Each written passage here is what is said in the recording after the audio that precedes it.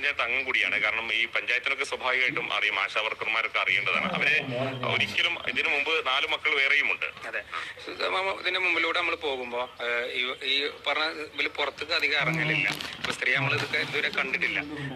ഇവിടെ മുമ്പിൽ ഇരിക്കുന്നത് കാണാം, ചില ദിവസങ്ങൾ കാണാം. അപ്പോൾ ആശാ വർക്കറെ ബന്ധപ്പെട്ട് ഇങ്ങനെ ഗർഭിണിയാണല്ലോ മരിച്ചിട്ടുള്ളത് എന്നുള്ളതിൽ ആശാ വർക്കറിനെ അപ്പോൾ ഇത് വിവരം അറിഞ്ഞേക്ക് വിളിച്ചിരുന്നു. അപ്പൊ നിങ്ങൾക്ക് അറിയാമായിരുന്നതിൽ ഞാൻ ചോദിച്ചു. അപ്പോൾ അവർ പറഞ്ഞു ജനുവരിയിൽ അവർ എൻക്വയറിക്ക് വന്നപ്പോൾ ഇങ്ങനെ വെല്ലടിച്ചപ്പോൾ കുറെ വെല്ലടിച്ചപ്പോൾ അവർ അതിൽ തുറന്നാതെ ജനലിലൂടെയാണ് സംസാരിച്ചത് പറഞ്ഞു. സ്വാഭാവികമായിട്ടും ജനലിലൂടെ സംസാരിച്ചപ്പോൾ അതിലൊരു ക്വസ്റ്റ്യൻ ഉണ്ട്, ഗർഭിണിയാണോ എന്നുള്ളതിൽ. അപ്പോൾ ആശാ വർക്കർക്ക് ഗർഭിണി എല്ലാ രീതിയിലാണ് അവർ ആൻസർ പറഞ്ഞിട്ടുള്ളത്. അവർ അങ്ങനെയാണ് അടയാളപ്പെടുത്തുന്നത്. ഇപ്പോൾ സിറാജ് എന്ന് പറഞ്ഞ ഒരു ഉസ്താദിനുണ്ട്, ഈ നാട്ടുകാരെല്ലാം കൂടെ എടുത്തിട്ട് പെരുമാറുന്ന ഒരു അവസ്ഥയിലാണ് ഇപ്പോൾ വന്നിരിക്കുന്നതെന്ന് പറയുന്നത്. ഇപ്പോൾ ഈ സിറാജിൻ്റെ ഭാര്യയുണ്ട്, ഈ 5ാമത്തെ പ്രസവം വീട്ടിൽ വെച്ചാണ് നടന്നത്. ആ വീട്ടിൽ വെച്ച് പ്രസവം നടന്ന് അത് എന്തോ ഒരു കോംപ്ലിക്കേഷൻ വന്നതോടെ തന്നെ വീട്ടിൽ വെച്ച് പ്രസവം നടക്കുമ്പോഴത്തേക്ക് ആശുപത്രി വെച്ച് നടക്കുന്ന രീതിയിലല്ല. ആരെങ്കിലും ഹെൽപ്പ് ചെയ്യാനോ അല്ലെങ്കിൽ ഭയങ്കരമായിട്ടുള്ള മെഡിക്കൽ നോളജുള്ള ആരും തീർച്ചയായിട്ടും വീട്ടിലൊന്നും കാണത്തില്ല. അങ്ങനെ ഇരിക്കുന്ന സമയത്തുണ്ടെങ്കിൽ മരണപ്പെട്ട ഒരു കാര്യം ഇത് നാട്ടുകാരും ഭയങ്കര പബ്ലിസിറ്റി ആവുകയും ചെയ്തു. ഇത് കേട്ടപ്പോഴാണ് നാട്ടുകാരെല്ലാം കൂടെ ഇയാളെ എടുത്തിട്ട് അങ്ങ് പെരുമാറി. ഇപ്പോൾ നമ്മുടെ നാട്ടിലുണ്ടെങ്കിൽ ഇതേപോലത്തുള്ള ഒരുപാട് കാര്യങ്ങൾ വന്നുകൊണ്ടിരിക്കുകയാണ്. കുറച്ച് മുമ്പ് ഞാൻ ഈ ചാനലിൽ ഇതിനെപ്പറ്റി വേറൊരു വീഡിയോ ഇട്ടിട്ടുണ്ടായിരുന്നു. ഈ വീട്ടിൽ പ്രസവിച്ച കുറച്ച് പേർക്കുണ്ടെങ്കിൽ അവാർഡ് കൊടുക്കുന്ന ഈ മുസ്ലിം കമ്മ്യൂണിറ്റിയിലെ ആൾക്കാരുണ്ടെങ്കിൽ ഇതേ കണക്ക് ഭയങ്കര ധീരകാര്യം ചെയ്യുന്നു പറഞ്ഞാൽ അവർക്കൊരു ഭയങ്കര അവാർഡ് കൊടുക്കുന്ന ഒരു കാര്യം ഞാൻ ഈ ചാനലിൽ ഇട്ടിട്ടുണ്ടായിരുന്നു. അതിൽ വന്ന ഒരു പെൺകുട്ടിയാണ് ഇതേ കണക്കത്തുള്ളൊരു സംഭവം നടന്നിരിക്കുന്നതെന്നാണ് ഇപ്പോൾ അറിയാൻ സാധിച്ചിരിക്കുന്നത്.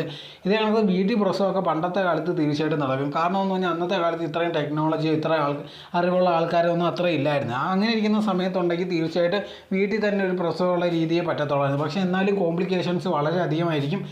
പക്ഷേ ഇന്നത്തെ കാലത്തെന്ന് പറഞ്ഞാൽ വളരെയധികം ഈസിയാണ്. കാരണം എന്ന് പറഞ്ഞാൽ ഹോസ്പിറ്റൽ ഉണ്ടായതുകൊണ്ട് തന്നെ നമുക്ക് എന്തെങ്കിലും കോംപ്ലിക്കേഷൻസ് വന്നാലും തീർച്ചയായിട്ടും അവർ തന്നെ അത് ഹാൻഡിൽ ചെയ്തായിരിക്കും.